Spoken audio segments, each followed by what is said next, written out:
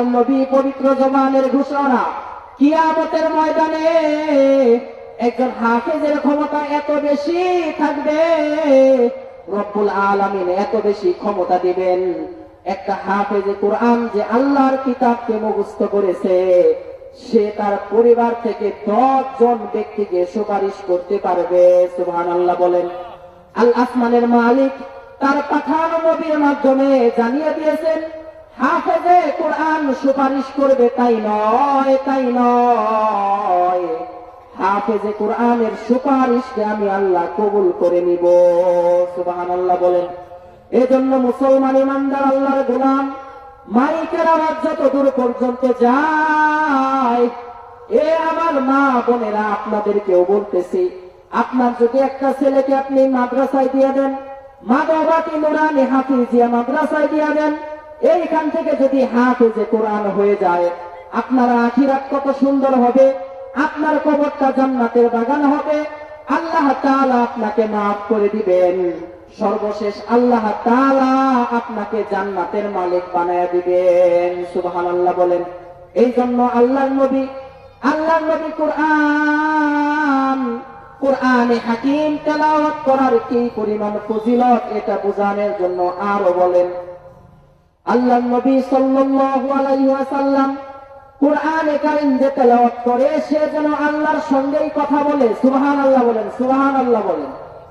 পৃথিবীর জমিনে রব্বুল আলামিন যে কিতাব নাযিল করলেন, এই কিতাব যে বান্দা তেলাওয়াত করে, পৃথিবীর জমিনে বান্দা যখন একটি আয়াত পড়ে, আলহামদুলিল্লাহি রাব্বিল আলামিন, এই একটা আয়াত পড়ার পর আসমানের মালিক ডাক দিয়ে বলে, সাদাকা আবদিহি, আমার বান্দা সত্য বলেছে। সুবহানাল্লাহ বলেন।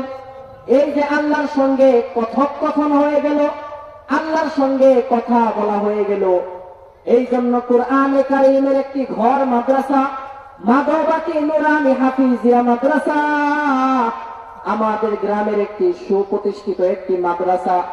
এই মাদ্রাসায় আপনারা সন্তানকে দিবেন, কালকের দিনের মধ্যে ইনশাআল্লাহ, নিয়ত করেন সবাই, ইনশাআল্লাহ 1-2 দিনের মধ্যে আমরা এই মাদ্রাসার মধ্যে সন্তানদেরকে ভর্তি করে দিব।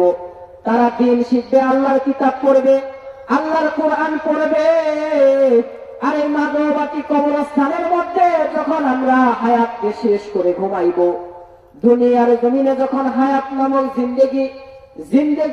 জিন্দেগির হায়াত শেষ করে আমরা যখন কবরের মধ্যে ঘুমাইব, এই ছোট ছোট বাচ্চাদের তেলাওয়াতের কারণে আল্লাহ তাআলা হতে পারে কবরস্থানের আযাবকে মাফ করে দিবেন। সুবহানাল্লাহ বলেন।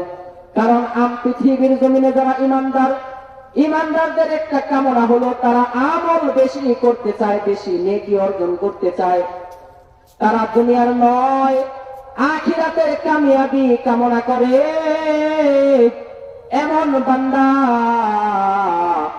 এমন বান্দাকে আল্লাহ তাআলা খুব ভালোবাসেন। পৃথিবীর জমিনে যদি আপনি আপনার একটা সন্তানকে মাদ্রাসায় দিয়ে দেন, আর যদি মাদ্রাসায় থেকে হাফেজ হয়ে যায়, আলেম হয়ে যায়, পৃথিবীর জমিনে আপনি এমন একজন সৌভাগ্যবান বাবা মা, আপনার ভাগ্যটা এত ভালো হইয়া যাবে, আপনার ইন্তেকাল হওয়ার সঙ্গে সঙ্গে আল্লাহ তাআলা আপনার কবরটা জান্নাতের বাগান বানায়া দিবে। সুবহানাল্লাহ বলেন। এই জন্য মাদবাতি নুরানি হাফিজিয়া মাদ্রাসা, এই হাফিজিয়া মাদ্রাসা দারুল কোরআন, এটা আল্লাহর কিতাবের ঘর, আল্লাহর কোরআনের ঘর। এই কিতাবের, এই কোরআনের ঘর মাদ্রাসার মধ্যে আমরা আমাদের সন্তানকে ভর্তি করে দিব। মাদ্রাসায় যদি আমার সন্তানরা লেখাপড়া করে, দ্বীন শিখতে পারবে, আলেম হতে পারবে, আল্লাহ তাআলা এবার ফেরেশতাদেরকে পুনরায় বলবেন, এর ফেরেশতারা জাহান্নাম থেকে আমার বান্দাদেরকে বের করে নিয়ে আয়। শুধু তাই নয়, জাহান্নাম থেকে বের করে নিয়ে আয়, জাহান্নাম থেকে বের করে নিয়ে এসে হাউজে কাউসারের পবিত্র পানি দিয়ে ধৌত করে তাদেরকে পবিত্র করে জান্নাতে প্রবেশ করাইয়া দাও। সুবহানাল্লাহ বলেন।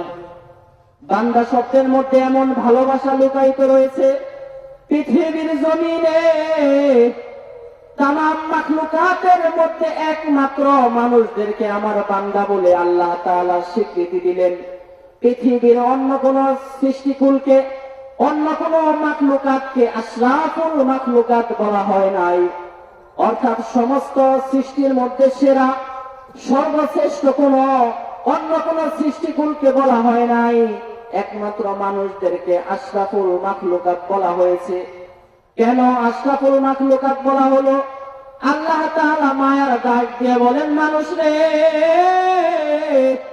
এর বান্দা, ওয়ালাকাদ কাররামনা বানি আদম, আমি মানুষকে বড় ভালোবেসে বানিয়েছি, আমি মানুষকে বড় সম্মান দিয়েছি, আমি মানুষের সম্মান উন্নত করেছি, আমি মানুষের মাথাকে আমি উন্নত করেছি, মানুষকে আমি পর্যাপ্ত সম্মান দিয়েছি, ভালোবাসা দিয়ে আমি বান্দা করে বানাইলাম। তুই আমার নাফরমানি করবি, জাহান্নামী কাজ করবি, মন্দ কাজ করবি, জাহান্নামে প্রবেশ করবি, এজন্য নয়। আল্লাহ বলেন, বান্দারে, তুই আমি আল্লাহর নাফরমানি করবি আর জাহান্নামে যাবি, এজন্য তোকে বানাই নাই। বান্দারে, এরে আমার বান্দা, আমি আল্লাহ তোকে বানিয়েছি, তুই আমার গোলামি করবে। তুমি আমি, হে বান্দা, তুই আমার গোলামি করবে। কারণ বান্দারে, পৃথিবীর জমিনে আমি আল্লাহ তোকে বানিয়েছি একমাত্র আমি আল্লাহর গোলামি করার জন্য। আল্লাহ রাব্বুল আলামিন কুরআনে হাকিমের মধ্যে ডাক দিয়ে বলেন, ওয়া খালাকাতুল জিন্না ওয়াল ইনসা ইল্লা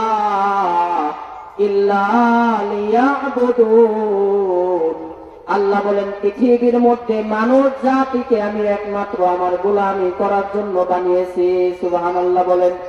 কারণ এর পৃথিবীর মানুষ, কারণ আমি আপনি যদি আল্লাহর নাফরমানি করতে করতে হায়াত নামক দৌলত শেষ করে ফেলি, হায়াত নামক দৌলত যদি শেষ করে ফেলি, এই গুনাহ নিয়ে যদি আল্লাহর সামনে দাঁড়াই, আল্লাহর আযাবের মেহমান হওয়া লাগবে।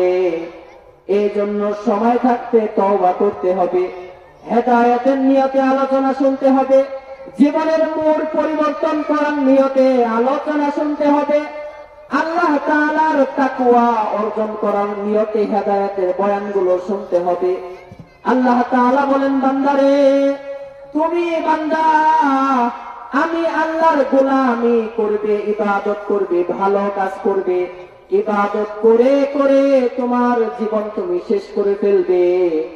মৃত্যুবরণ করার সঙ্গে সঙ্গে আমি তোমার কবরটা জান্নাতের বাগান বানায়া দিব। সুবহানাল্লাহ বলেন। এজন্য মুসলমান ইমানদার আল্লাহর গোলাম, একমাত্র আল্লাহ তাআলা তার বান্দাদেরকে হেদায়েতের পথে উঠানোর জন্য যুগে যুগে নবী রাসূলগণকে পাঠিয়েছেন। সর্বশেষ রাহমাতুল লিল আলামিন সাইয়্যিদুল কাওনাইন নবী মুহাম্মদ আরবি সাল্লাল্লাহু আলাইহি ওয়াসাল্লাম নবী আলাইহিস সালামকে পাঠিয়েছেন। এরপরে আল্লাহর নবী ঘোষণা করে গেলেন, আল্লাহর নবী যাওয়ার পূর্বে বলে গেলেন, এরে আমার উম্মতের দল, আমার পরে এই নবীওয়ালা কাজ কিন্তু আলেমরা করবে, উলামায়ে কেরামগণ করবে। আমি নবী রাসূল, আমরা সাহাবায়ে কেরাম যে কাজকে করেছি, এই কাজ আমার পরে আলেমরা করবে। আলেমদের মর্যাদা উল্লেখ করে কুরআনে হাকিমের মধ্যে স্বয়ং আল্লাহ বলেন, স্বয়ং আল্লাহ পবিত্র কুরআনে ঘোষণা দেন, ইন্নামা ইয়াখশাল্লাহা মিন ইবাদিহিল উলামা। পৃথিবীর মধ্যে একমাত্র আলেমরাই আমি আল্লাহকে ভয় করে, আলেমরা নবীওয়ালা কাজ করবে। কারণ আলেমরা হলো নবীদের ওয়ারিস। আলেমরা যখন এই যে মাহফিল কায়েম হইয়া গেছে, দূর দূরান্ত থেকে উলামায়ে কেরামগণ আসবেন, তাদের হাতে যে আমরা দান সদকা করবো, এটা